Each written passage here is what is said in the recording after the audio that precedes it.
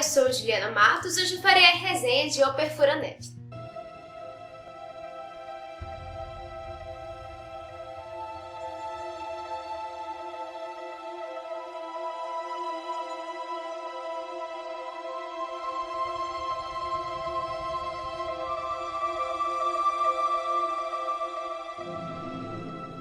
A história do Perfura-Neve é dividida em 3 partes. A primeira é o Perfura-Neve, a segunda é o Explorador e a terceira é a Travessia. Entretanto, essas 3 histórias foram publicadas em anos diferentes e por autores diferentes. A primeira história ela foi escrita por Loeb, entretanto o autor faleceu, então Rochette e Legrand continuaram essa história dentro desse universo de Perfura-Neve, dentro do universo que é construído na primeira história. O Perfura-Neve ele foi publicado pela primeira vez em 1984, a segunda história em 1999 e a terceira em 2000. Então essa edição da editora Aleph é composta por essas 3 histórias. A primeira história, o Perfura-Neve, ela possui um caráter bastante introdutório. Então o autor nos apresenta todo o panorama vigente naquela época, um panorama pós-apocalíptico, vamos dizer assim. Nós estamos diante de uma catástrofe que aconteceu, aparentemente foi uma certa bomba, algo que gerou então um total desequilíbrio ambiental. A Terra ela está com temperaturas baixíssimas e com uma neve constante, então a vida na Terra se tornou praticamente insustentável. Então aqueles que estão fora do trem, vamos dizer assim, fora daquela máquina perpétua e constante, as pessoas morreriam. Então, as pessoas passam a viver dentro do Perfura-Neve, que é então um reflexo, uma reprodução da sociedade humana. Nós temos então uma máquina que é dividida por classes sociais, que possui um poder vigente, um poder controlador, uma sociedade que ela se organiza de forma análoga, é uma representação realmente da nossa sociedade humana hoje.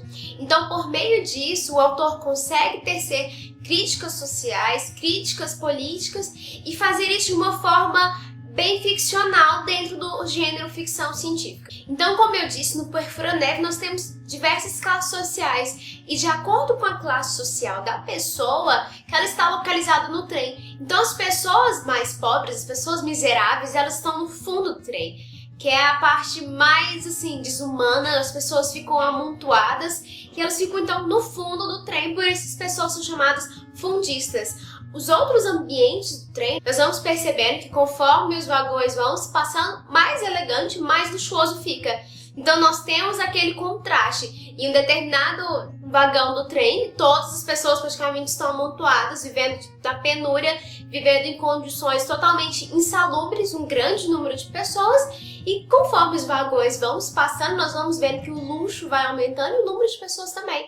E assim ocorre na nossa sociedade, né? Uns com tanto e outros com tão pouco. E para que nós tenhamos então contato com estes vagões e de forma natural, o autor ele faz uso de um fundista, uma pessoa que está no fundo do trem, que busca se rebelar, que busca sair desse vagão e chegar, né, ao controle, atravessar o trem. Por meio desse fundista que vai atravessando o trem, nós vamos tendo contato então com as mais diversas pessoas, os mais diversos ambientes que existem nesse trem.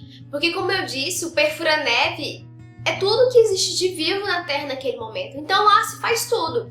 Lá se tem criação de animais, lá se tem agricultura, tudo. Para se sobreviver, eles devem criar então todo o ambiente dentro do Perfura-Neve. Apesar de nós passarmos por todos esses vagões e termos contato então com esse panorama, não é feito isso de uma forma mais profunda, de uma forma mais pormenorizada.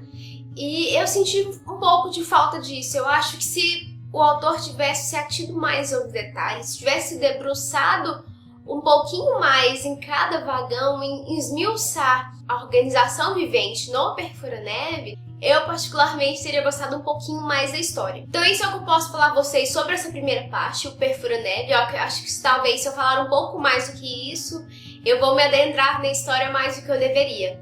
Na segunda história, que é o Explorador, que foi publicada em 1999, nós temos outra máquina que vive em constante terror de se chocar com o Perfura-Neve. Então eles fazem exercícios de frenagem e se chamam Explorador porque nós temos pessoas que saem deste trem, dessa locomotiva, para explorar o exterior da Terra. Então eles usam equipamentos de proteção para aguentar as baixíssimas temperaturas da Terra. Já na terceira história, A Travessia, que foi publicada em 2000, nós temos uma certa comunicação externa, então nós temos uma certa especulação sobre de onde vem essa comunicação. Então a história trata um pouquinho disso, tá? E nessa fase nos é mostrado de uma forma bastante interessante, bastante feliz, sobre a alienação, seja por meio da religião, dos meios de comunicação, de viagens intergalácticas. Isso é uma crítica bastante legal à nossa sociedade, porque infelizmente nós vemos várias formas de controle, várias formas de se alienar as pessoas,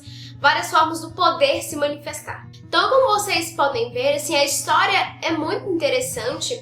A ideia criada por Loeb é magnífica. Eu acredito que ele tinha algo assim realmente muito interessante nas mãos, mas eu particularmente não gostei do desenvolvimento da história. Eu tinha grandes expectativas por esta HQ, principalmente porque eu assisti o Expresso do Amanhã antes de ler a HQ, então eu já tinha gostado do filme, apesar de eu não gostar muito do final. Mas o filme como um todo, assim, é muito bom mesmo.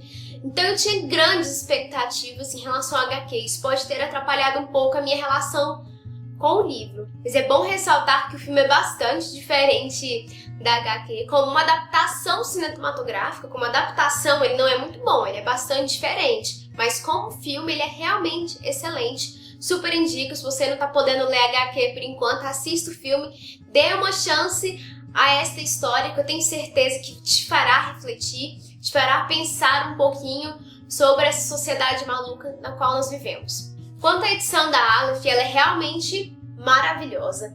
O livro é muito pesado porque ele é um pouquinho grosso, mas o papel couché dele ele é muito grosso. Então a edição é pesadinha.